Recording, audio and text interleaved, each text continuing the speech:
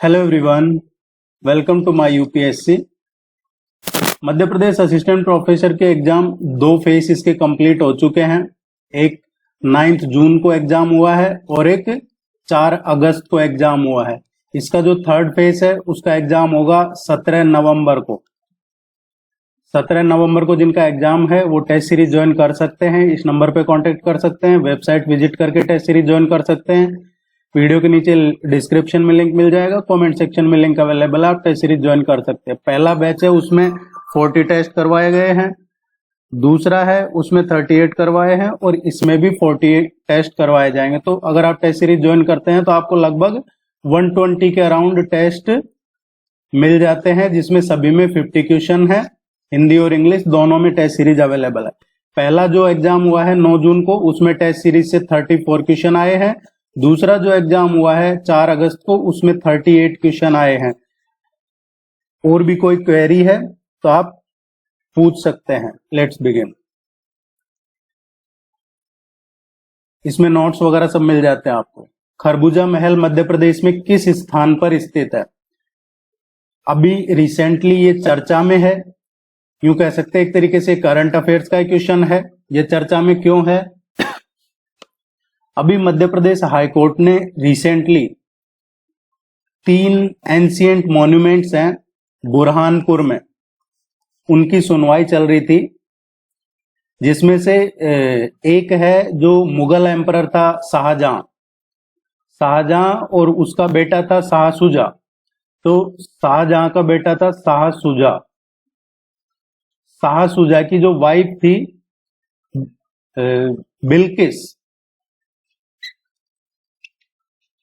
बिल्किस, इस बिल्किस का यहाँ पे टॉम्ब है, मकबरा है इसका बुरहानपुर में।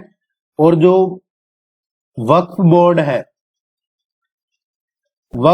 ने इसको खुद की प्रॉपर्टी डिक्लेयर कर दिया। वक्फ बोर्ड क्या करता है, देखिए वैसे तो वक्फ की जो जमीन है वो ऐसा कहा जाता है कि खुदा की है, इस तरीके का है।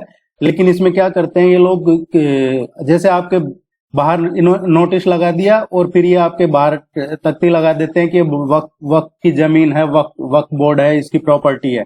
इसी तरीके से इन्होंने डिक्लेयर कर रखा है। और ये ASI archaeological survey of India जो है उसकी प्रॉपर्टी है। ये एंशिएंट मॉन्यूमेंट प्रिजर्वेशन एक्ट 1904 के तहत इसका मालिक कौन होता है? जो कमिश्नर होता है वही इसका मालिक होता है। अभी रिसेंटली जो GS अहलुवालिया है, जस्टिस GS अहलुवालिया, वो इसकी सुनवाई कर रहे थे। उन्होंने कई तीखी टिप्पणियां भी की कि आप एक एक करके छोटे छोटे नोटिस क्यों इशू कर रहे हैं, एक साथ ही पूरे देश को के लिए इशू कर दीजिए कि सारा देश ही वक्त की प्रॉपर्टी है। इस तरीके के कमेंट भी उन्होंने किया है। लेकिन ये जो खरबूजा महल है, ये जो बेगम बिल्किस है उनका है, टॉम है यहाँ पे। और जब वो उनकी डेथ हुई थी, जब वो एक बच्ची को जन्म दे रही थी, उस टाइम पे ये बुरहानपुर में स्थित है। उम्मीद है आपको यहाँ से क्लियर हो गया होगा, चर्चा में है, पूछा जा सकता है क्वेश्चन आपसे। ये जो महल है इसके ऊपर एक्चुअली क्या है, एक वो क्राउन टाइप का टॉम लगा दिया है, उससे खरबूजा महल के नाम से जाना जाता है।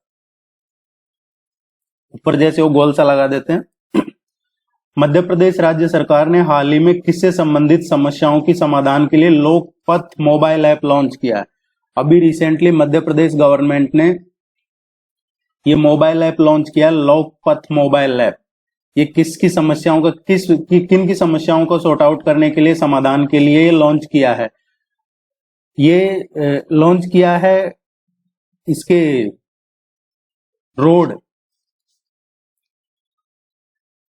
ट्रांसपेरेंसी पब्लिक वेलफेयर, जो PWD है, पब्लिक वर्क्स डिपार्टमेंट, उसने इसको डेवलप किया है। स्टेट में मध्य प्रदेश में जो 40,000 अप्रोक्सीमेट 40,000 किलोमीटर हाईवे है उसको एनेबल किया जाए, रोड इश्यूज हैं उनको लेके अकाउंटेबिलिटी फिक्स की जाए। और कोई भी कंप्लेंट होगी आप इस पे कर सकते हैं। सड़क से संबंधित कोई भी कंप्लेंट है मध्य प्रदेश में आपके एरिया में, तो इस ऐप पे आप कंप्लेंट कर सकते हैं और 7 दिन के अंदर, 7 डेज, विथिन 7 डेज आपकी ये रिजोल्व हो जाएगी कंप्लेंट विद जो भी एक्सपेक्टेड ऑफिसर है, जो अकाउंटेबल इसमें बनाए गए हैं, वो 7 वर्किंग डेज में इसको कंप्लेंट को सॉर्ट आउट करते हैं। तो ध्यान रखिएगा, लोकपथ मोबाइल ऐप, सड़क, खगोल विज्ञान, ज्योतिष और अन्य विषयों पर वराहमिहिर के व्यापक कार्य का क्या नाम था? देखिए,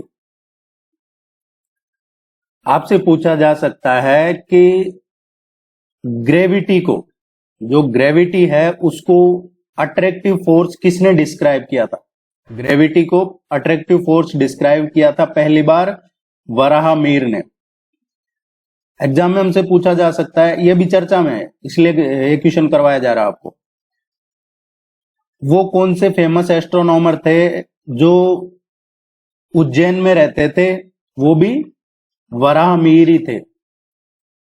एक क्वेश्चन पूछा जा सकता है, ये जो अभी हम कर रहे हैं, बृहत संहिता। बृहत संहिता क्या है? ये कॉम्प्रहेंसिव वर्क है। किस पे है ये work? Astronomy, astrology, architecture, gemology, agriculture, mathematics, या फिर जो सीजन्स हैं, क्लाउड फॉर्मेशन है, रेनफॉल है, इस तरीके का कॉम्प्रहेंसिव स्टडी है बृहत संहिता। और ये किसका है? वराहमिहिर का है। ये लिटरेचर वराहमिहिर का है। एंशिएंट इंडियन लिटरेचर भी बोला जाता है इसको। ए करेक्ट आंसर है इसका।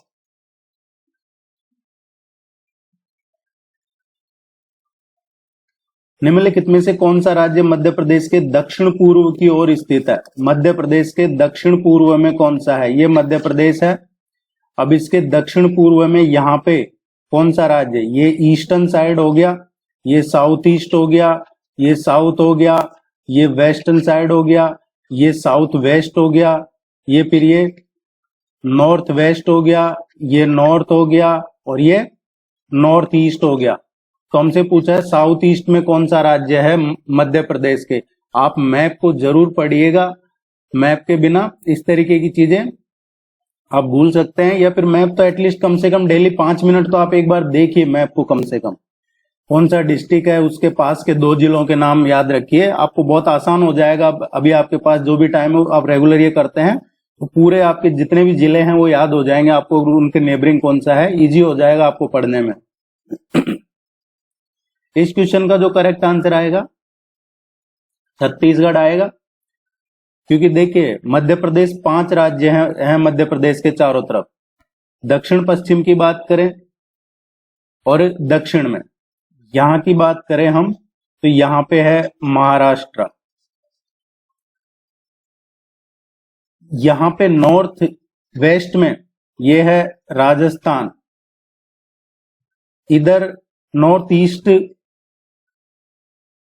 इधर आ जाता आपके उत्तर प्रदेश, और साउथ ईस्ट में है छत्तीसगढ़। तो ए इसका करेक्ट आंसर है।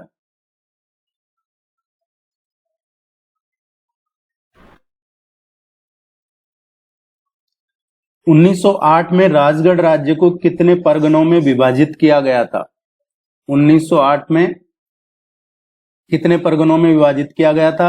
राजगढ़ को कुल 7 परगनों में विभाजित किया गया था। राजगढ़, इसका गठन है जिले का, राजगढ़ जिला है, उसका गठन 1948 में किया गया था। यहाँ का एक क्वेश्चन और पूछ लिया जाता है, कौन सी नदी के किनारे स्थित है? ये अजनार रिवर है। अजनार रिवर के किनारे स्थित है राजगढ़ है जो। और इसको जो 7 परगनों में विभाजित किया था वो उनके भी नाम जरूर ध्यान रखिएगा। नयालगंज, बियोरा, कालीपीठ, करनवास, कोटरा, सोगरगढ़ और तलैन, ये 7 परगनों में विभाजित किया था इसको, राजगढ़ को।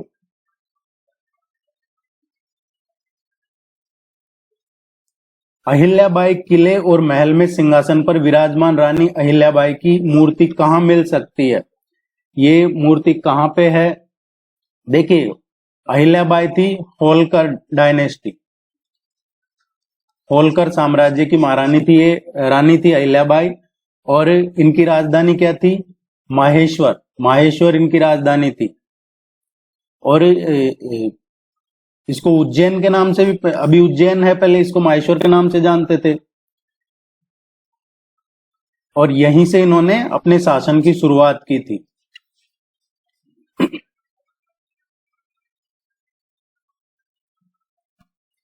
2024 ओलंपिक के लिए भारत के शेफ डी मिशन के रूप में किसे चुना गया है? ये बात हो रही है अभी जो 2024 में पेरिस में हुआ है ओलंपिक, उसकी बात हो रही है। अभी देखिए पैरा ओलंपिक भी शुरू होने वाला है और ये अभी जो हुआ है पेरिस ओलंपिक, उसकी बात हो रही है। जो कब से शुरू हुआ है? पेरिस ओलंपिक चला था ये 26 जुलाई से और अगस्त 26 जुलाई 2024 से और 11 अगस्त 2024 तक पेरिस ओलंपिक चला है। डेट जरूर ध्यान रखिएगा, पूछा जा सकता है आपसे इसमें। गगन नारंग है, इनको सेफ्डी मिशन के रूप में चुना गया था। एक्चुअली देखिए जो सेफ्डी मिशन है ये क्या होता है? इंचार्ज होता है नेशनल टीम का किसी इंटरनेशनल इवेंट पे। जैसे हमारी टीम इंटरनेशनल इवेंट पे गई है वहां पे, तो टीम का जो इंचार्ज है वो कौन है? गगन नारंग है। मैरी कॉम को बनाया गया था, लेकिन मैरी कॉम ने हेल्थ इश्यू की वजह से स्टेप डाउन कर लिया था और ये हेल्थ इश्यू की वजह से नहीं बनी थी, अदरवाइज मैरी कॉम को बनाया था। फिर बाद में गगन नारंग को बनाया। गगन नारंग ने भी गोल्ड इसमें ओलंपिक में 2012 में ब्रॉन्ज मेडल जीता हुआ है। अभी आपसे पूछा जा सकता है IOA जो इंडियन ये ओलंपिक एसोसिएशन है, इसका प्रेसिडेंट कौन है? PT ऊषा इसकी अध्यक्ष है। अगर हमसे पूछा जाता है कि फीमेल फ्लैग बैरियर कौन था इसमें, तो फीमेल फ्लैग बैरियर थी PV Sindhu. PV Sindhu female flag barrier थी। 3-4 नाम है जो ध्यान रख लेना आप। इनमें कौन सा मध्य प्रदेश का सबसे दक्षिण जिला है? देखिए बेसिक से शुरू करवाया है आपको, आगे धीरे धीरे फिर लेवल बढ़ता जाएगा क्वेश्चंस का। पूरा जो एम है, जो मेन ऑब्जेक्टिव रहता है, ये होता है मैक्सिमम प्रैक्टिस आपके सिलेबस को ध्यान में रख के। और जो पिछले अब तो रेफरेंस भी है हमारे पास पेपर के किस तरीके का आ रहा है। मध्य प्रदेश की बात करें तो सबसे नदन में सबसे नदन साइड उत्तरी जिला है मुरैना। इसके ईस्टर्न डिस्ट्रिक्ट की बात करें तो जो सबसे पूर्वी जिला है ये है सिंगरौली। अगर हम पश्चिमी जिले की बात करें मध्य प्रदेश का तो ये है अलीराजपुर। अलीराजपुर। और सबसे सदर्न जिले की बात करें तो ये है बुरहानपुर। छिंदवाड़ा से एक पांडुर्णा और अलग जिला बन गया है, लेकिन फिर भी बुरहानपुर ही सबसे सदर्न डिस्ट्रिक्ट है। यहाँ की 1-2 रिवर्स है जो भी पूछ ली जाती है कई बार। मुरैना की 1-2 रिवर्स है जो ध्यान में रखिएगा आप। चंबल है, आसन है, ये 2 इंपॉर्टेंट रिवर यहां से फ्लो करती है। इस क्वेश्चन का करेक्ट आंसर आएगा बुरहानपुर। देखिए आप लोग चैनल को सब्सक्राइब जरूर कीजिएगा, सपोर्ट बना रहेगा। इसको वीडियो को लाइक कीजिए। आपकी कोई भी क्वेरी है जरूर कमेंट सेक्शन में लिखिएगा। 1 नवंबर 1956 में मध्य प्रदेश की स्थापना कितने राज्यों को मिलाकर की गई थी? जब नवंबर 1 1956 को मध्य प्रदेश बना था, उस टाइम पे कुल कितने राज्यों को इसमें मर्ज किया जब जाके मध्य प्रदेश बना था? देखिए इसकी जो शुरुआत हुई थी 1 नवंबर 1956 में, उस टाइम पे Central Province and Berar, Madhya Bharat, इसके अलावा विंध्य प्रदेश और Bhopal. Central Province and Berar, Madhya Bharat, Vindhya Pradesh और भोपाल, इन चारों को मिला के और 1 नवंबर 1956 को मध्य प्रदेश बनाया गया था। मध्य प्रदेश में अभी प्रेजेंट में 55 डिस्ट्रिक्ट्स हैं, 55 जिले हैं। इसका जो राजकीय पुष्प है, फ्लावर, स्टेट फ्लावर है, वो पलाश है। इसका जो स्टेट ट्री है वो बरगद है। इस मध्य प्रदेश का जो स्टेट फ्रूट है वो आम है। राजकीय पशु बारहसिंगा है और राजकीय खेल मलखंभ है। यह आपको टाइम टाइम पे हर वीडियो में मैं रिवाइंड करवाता रहूंगा ताकि आप कम से कम बेसिक चीजें तो आपको अपडेट होती रहेंगी। हाल ही में समाचारों में देखा गया परिवेश पोर्टल किस मंत्रालय द्वारा विकसित किया गया है? परिवेश पोर्टल है, ये अभी रिसेंटली डेवलप किया है, काफी चर्चा में है। ये ministry of environment, forest and climate change, इस मंत्रालय ने ये इसको डेवलप किया है। ये एक पोर्टल है जो क्लियरेंस वगैरह के लिए, देखते होंगे आप कहीं पे भी किसी राज्य में है, जैसे कोई रिवर है, रिवर बेड कहते हैं उसको, रिवर बेड है, वहां पे कोई माइनिंग, इलीगल माइनिंग चल रहा है, तो उसके लिए भी कंप्लेंट होती है, लेकिन कोई कार्रवाई नहीं होती है। कई जगह तो जो पुलिस प्रशासन है वो ही मिला रहता है उसके साथ में, और कई जगह पुलिस प्रशासन कार्रवाई करता है तो उनपे भी कोई ट्रक चढ़ा देता है, कोई ट्रैक्टर, इस तरीके से देखने को मिलता है इलीगल माइनिंग का। अब इसके लिए एक सिंगल विंडो हब बनाया गया है परिवेश नाम से, ताकि जो भी क्लियरेंस है अक्रॉस द नेशन, पूरे देश के लिए है ये, एनवायरमेंट क्लियरेंस वगैरह के लिए। डी इसका करेक्ट आंसर है। इलीगल कंस्ट्रक्शन वगैरह कहीं, चाहे माउंटेन हो या फिर कोई रिवर हो, कई जगह किए जाते हैं, तो उनको देख के ही ये बनाया है। निम्न में से कौन सा मध्य प्रदेश का 53वां जिला बना है? जैसा अभी हमने पढ़ा, मध्य प्रदेश में 54 जिले हो गए हैं, 55 डिस्ट्रिक्ट हो गए हैं, 55। 53वां कौन सा है? देखिए 52वां जिला था निवाड़ी, उसके बाद में 2023 में ये और 3 जिले बनाए हैं। जो चीफ मिनिस्टर थे उस टाइम पे शिवराज सिंह जी, उन्होंने, ये 53वां है। ये मऊगंज को बनाया था रीवा से अलग करके, रीवा जिले से अलग करके, और इसको नया जिला बनाया था। इसकी रीवा की 4 तहसीलों को मिलाकर मऊगंज बनाया था, अदरवाइज पहले ये रीवा में आता था। अब अगर हमसे पूछा जाता है मऊगंज को कब जिला बनाया है, तो ये अगस्त 15, 2023, 15 अगस्त 2023 को।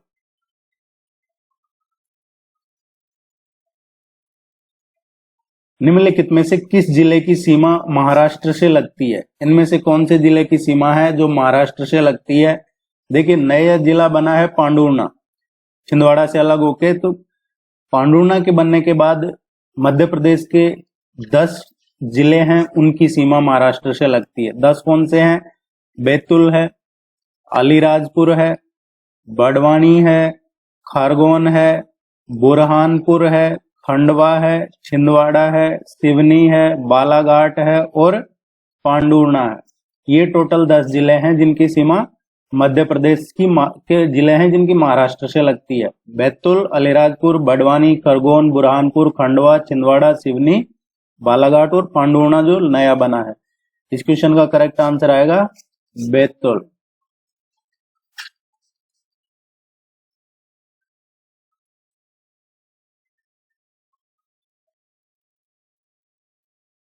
निम्नलिखित में से किस जिले की सीमा छत्तीसगढ़ से लगती है? इनमें से कौन सा जिला है जिसकी सीमा छत्तीसगढ़ से लगती है? मध्य प्रदेश के कुल 7 जिलों की सीमा छत्तीसगढ़ से लगती है। कई जगह 6 दे रखा होगा, लेकिन 7 की लगती है। और ये है सीधी है, शहडोल, अनूपपुर, डिंडोरी, मंडला, बालाघाट, सिंगरौली, ये पोर्शन है, ये वाला छत्तीसगढ़ से बॉर्डर शेयर करता है मध्य प्रदेश का। इस क्वेश्चन का करेक्ट आंसर आ जाएगा अनूपपुर, ए। देखिए चैनल पे वीडियोज अवेलेबल हैं, रिवीजन के वीडियोज भी अवेलेबल हैं। अगर कुछ नहीं तो कम से कम वो रिवीजन के जो टॉपिक दे रखे हैं उनको जरूर देख लीजिएगा, उनको मिस मत करना, वहां से आपको काफी कुछ चीजें क्लियर हो जाएंगी। लगभग 100+ वीडियो चैनल पे अवेलेबल है, पर्टिकुलर एमपी असिस्टेंट प्रोफेसर के। इनमें से कौन मालवा क्षेत्र में सबसे महत्वपूर्ण शहर है? देखिए मालवा है, ये किधर है? ये मध्य प्रदेश का जो पश्चिमी भाग है, ये पश्चिमी भाग जो इधर राजस्थान के साथ बॉर्डर शेयर करता है, मध्य प्रदेश का ये पश्चिमी भाग है। और राजस्थान की बात करें तो राजस्थान का ये साउथ वेस्ट पोर्शन है, दक्षिणी पश्चिमी भाग मालवा है। प्राचीन टाइम से, एंशियंट टाइम से एक अलग इंडिपेंडेंट पॉलिटिकल विंग इकाई रही है। यह ज्वालामुखी हो या फिर मालवा जनजाति के आधार पर इसका नाम पड़ा हो। इस क्षेत्र में मालवा में कौन कौन से जिले आते हैं? आपका उज्जैन है, इंदौर, मंदसौर, देवास, विदिशा, जो इधर राजस्थान साइड बॉर्डर शेयर करते हैं ज्यादातर। अब इनमें से भी इंपॉर्टेंट कौन से हैं क्वेश्चन की बात करें तो उज्जैन और इंदौर, बी इसका करेक्ट आंसर आएगा।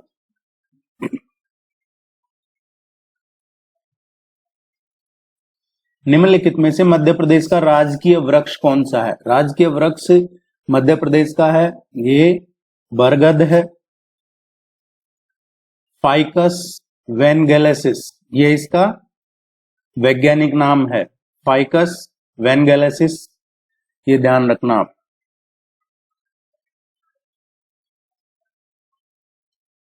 असीरगढ़ मध्य प्रदेश निम्नलिखित में से कहां स्थित है? असीरगढ़ है ये मध्य प्रदेश के कौन से जिले में स्थित है? ये थोड़ा सा सीक्वेंस गलत लिखा है क्वेश्चन का।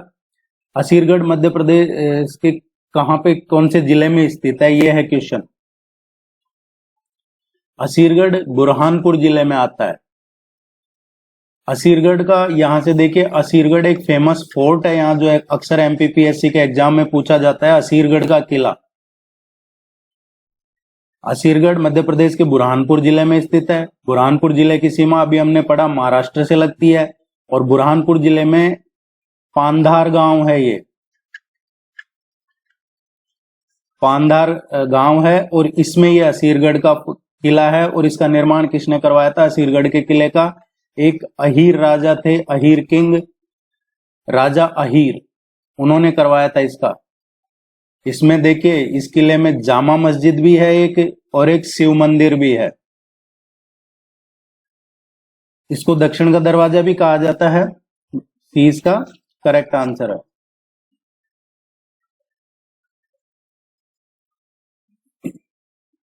मध्य प्रदेश में कितने लोकसभा निर्वाचन क्षेत्र हैं?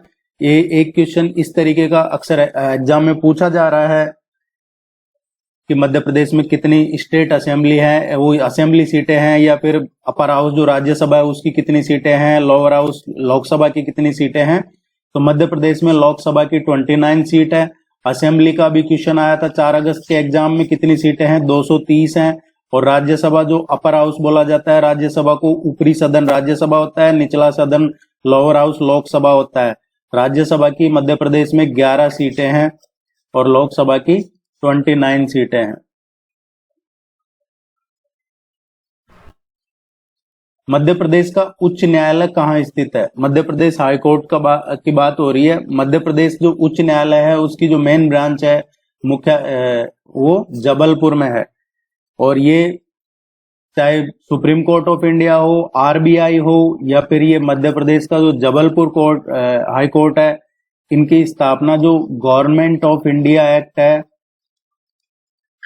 गवर्नमेंट ऑफ इंडिया एक्ट 1935, इसकी काफी सारी चीजें हमारे कॉन्स्टिट्यूशन में है।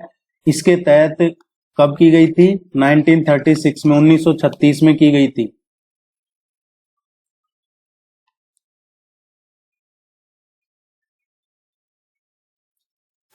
एक नवंबर 1956 से पहले मध्य प्रदेश की राजधानी क्या हुआ करती थी?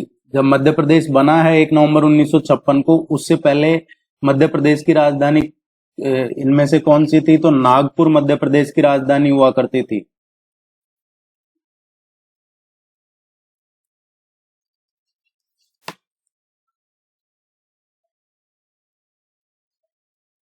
एक सरकारी बैंक नोट मुद्रणालय मध्य प्रदेश के किस स्थान पर स्थित है?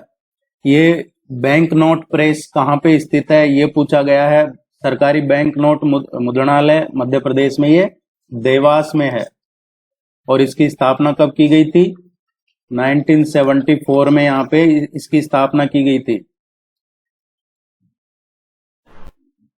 एक और इसी तरीके का सिक्योरिटी पेपर मिल है होशंगाबाद में, उसकी स्थापना 1967 में की गई थी।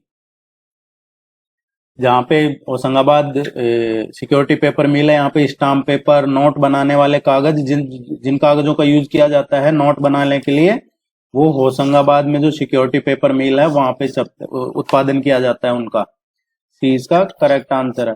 कोई भी क्वेरी हो आप जरूर पूछ लीजिएगा। अब आपको रेगुलर बेसिस पे टेस्ट करवाते रहेंगे, टेस्ट सीरीज ज्वाइन कर लीजिएगा। वीडियो को लाइक कीजिए।